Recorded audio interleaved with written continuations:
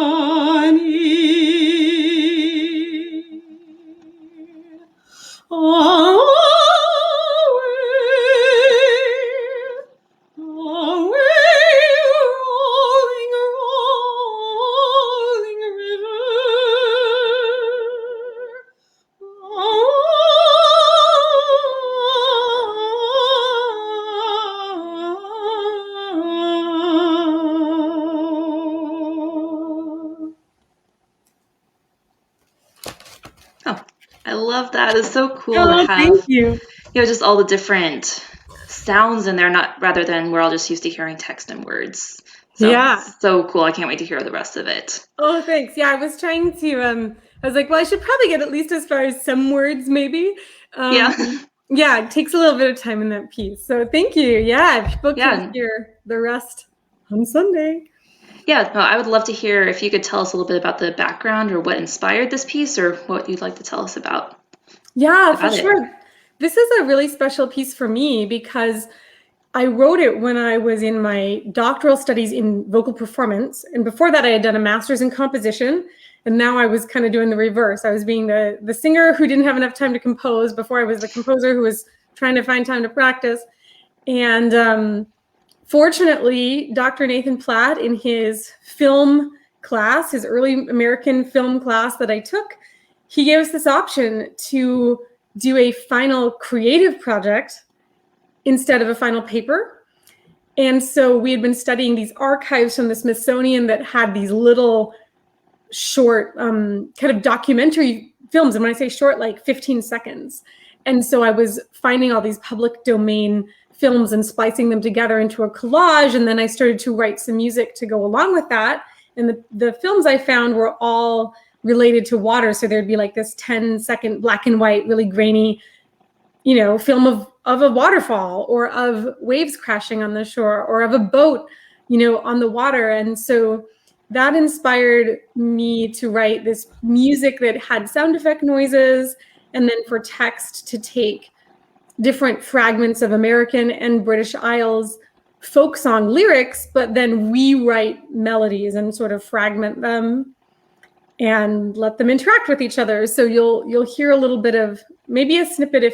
If you're familiar with American and British folk songs, you will probably hear little snippets of text that you recognize in this piece. That is so cool. Just like I love that idea of like just juxtapositioning and collage of lots of different ideas. So that is so cool. Thanks. Will we by chance see the video along with the performance? So the piece after the class performance, the piece started to take on a life of its own, partly because the transitions, because of the length of films at the time, were sort of the same for pacing. So what's great is people have chosen to perform the piece with the video and sort of following the kind of time markings that I had sketched in. And they've also performed it without. So in this concert, it will be without the video, but you can go to my website and hear Audrey Yoder's wonderful performance that she synced up with the video. So the video is available, since it's public domain, to any performers who want to download the collage of videos and perform with it. So it exists in either way. Oh, awesome. So if we see the concert, we love it, we'll definitely check out the other option as well. That is so cool. And I'm really looking forward to our concert and seeing all your different ideas, your compositions for different instruments. And I'd love to hear, what was your inspiration for doing this, or why did you put this together? Yeah, so thank you for asking that. I think for all of us who are gigging musicians and performing musicians, which is many of my colleagues and friends, this last year was such a blow. We didn't have the opportunities to perform, to pour our love into our artistry. It was sort of hard. There's like all this energy and talent and hard work to get to a certain skill level and our love of our craft. And I just had these conversations in the fall, with so many colleagues and friends who were really longing for something, an outlet, a way to share, a way to connect. They were missing that sense of sharing and connection that we get when we perform, when we share our love of music. And at the same time, everyone was so tired, and doing an entire concert on one's own was so overwhelming, because everything that we're doing, like we practice, everybody who is in this concert, we practiced, right? Like we were going to do a live performance, and then you go record, and there's always tech things, and you have to take a few takes, and then you have to splice things together. And, so I thought, well, what if we sort of pooled resources? And I realized I had a nice bunch of solo pieces that could be done very successfully in one person's home. And if we got different performers like you and, all the other wonderful performers, we could put together a concert that would have a lot of variety, and that would enable everyone to have this outlet and to share, and also to connect with one another, because that's the other thing I think musicians are missing, is we love to connect and meet each other, to inspire one another. We go to conferences, we go to performances. And so it was very important to me that we all kind of had a chance to interact and meet. And so, after the concert's over, we already have planned a little Zoom, toast for those of us who have been working on this concert for the last several months. And that was also very important to me, that on our end, we sort of gave love to that part of our lives that's been difficult in the last year to connect with. Yeah, absolutely. I've really enjoyed, watching the lives with the other performers and kind of getting to know them a little bit. They're all people I hadn't met before, so this is really cool to just connect with some new people, and this is really fun. And I also love the topic that you've done, how all of these pieces are so different, and yet they're all relatable or related and connected. And it's going to be so fun. I can't wait to hear everyone else's work. I'm really excited. Yeah, so on that topic, all of these compositions are yours. And I was curious if you could just share a little bit about each of the pieces and what your vision was for them. Sure. So every piece on the concert has some kind of connection to currents of air, currents of water, currents of emotion that surround us, that define our daily life. And I already talked about American Waters. Also on the concert is Reach Out, which is a flute solo performed by Rose Bishop. That piece was inspired by the feelings of longing that I was having when I couldn't be with my loved ones, the feelings of the need to connect, and the sort of, the imperfections of connecting digitally. And that piece was written fairly early in the pandemic, after we'd shut down, for the Gabriella Lena Frank Creative Academy of Music's Gig Through COVID initiative, which was this really neat project that Gabriella Lena Frank fundraised and poured a lot of her energies and funds into, to help performers who had lost income due to the pandemic. And so what we did as alumni of her mentorship program was we donated these pieces that were given virtual premieres. So that premiere happened last year by wonderful flutist Ray Furuta. And now we get to hear Rose Bishop's wonderful, it's wonderful because it's the same piece. It's another fabulous performer. And so her interpretation is her own, and it's really exciting. So that piece is on the concert. Also very exciting is that Rose will be giving the world premiere of a Piccolo Solo she commissioned from me, and that's called Night Song for Moths.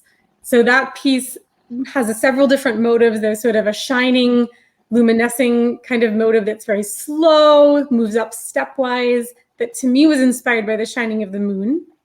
There's also a little erratic flitting melody that sort of moves in different directions and includes some trills. That for me is the Moths. That was what inspired that. And then there will also be these rippling arpeggios that she plays that inspired the idea of water to me, maybe a lake or maybe a little stream. So it's very imagery focused in that piece for me. And what's neat is in that piece, Rose plays these wonderful whisper tones on the piccolo, which are very breathy. They sort of capture some sort of overtones, these little kind of whistly, sparkly overtones as the harmonics of the piccolo sort of play with that different air pressure that she uses. And she moves into normal tone and out of that. So that's pretty cool. And Eddie, I'll just hop in there. You just posted a preview of this. So if you haven't seen the preview, go to Lisa's page and watch it just to get excited for the concert on Sunday. Oh, thank you. Yes, that was really fun to share a little hint. Eddie, which you are performing, I'm so excited for people to hear that. That is inspired by these circular motions of water that are called eddies. And those might be like, some deep water circling back up to the surface that brings nutrients and supports those ecosystems. That also might be little whirlpools that form along the sides of a stream. So there's circling motions in the melody, and there's sort of the whole compass of the harp that I wanted to use to highlight that contrast. And sort of picture in my mind when I use those timbres, the low, deep water or large bodies of water, and then the little streams or the little splashes. Catherine Rinderknecht Moritz is playing a piece that was also written specifically for her that she commissioned, Within a Dome of Sky. And that piece was inspired by really large skies in the Midwest. I'm from the Seattle area. I went to the Midwest for 10 years and started my career there and did graduate school there. And then now I'm back in the Pacific Northwest, and anywhere I look, the skyline is big evergreen trees and mountains, and you don't get the big skies. So that was such a joy to me living in the Midwest, was especially driving to and from gigs. You just hit this stretch of like flat highway and the sky would go on forever. And it was almost like you were in this inverted like snow globe of beautiful sky with wonderful clouds. So that inspired that piece. Who am I forgetting? Oh, Christine Horning is performing Gulper. And that piece is inspired by this really weird fish called the Gulper eel that has this huge mouth and the skinny tail. And that is also very sort of narrative piece. You'll hear her up in the high register making these flashing, like very sparkling sounds that for me is this flashing of the tail that is their lure. And then there's also this,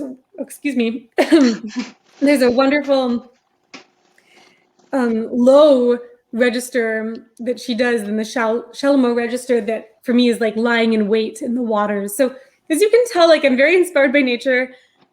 To me, the minute I'm in a situation, I start to imagine a little story with a weird critter or the moths or the water. So that's an overview of the music, and so more fun to come. Yeah, no, I absolutely love all of that.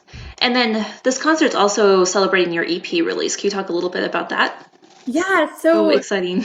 Oh my gosh, I'm so excited. So 3 of the tracks, American Waters, which you heard a little bit of me, and then the 2 tracks performed by Rose Bishop, Reach Out, and the world premiere Night Song for Moths.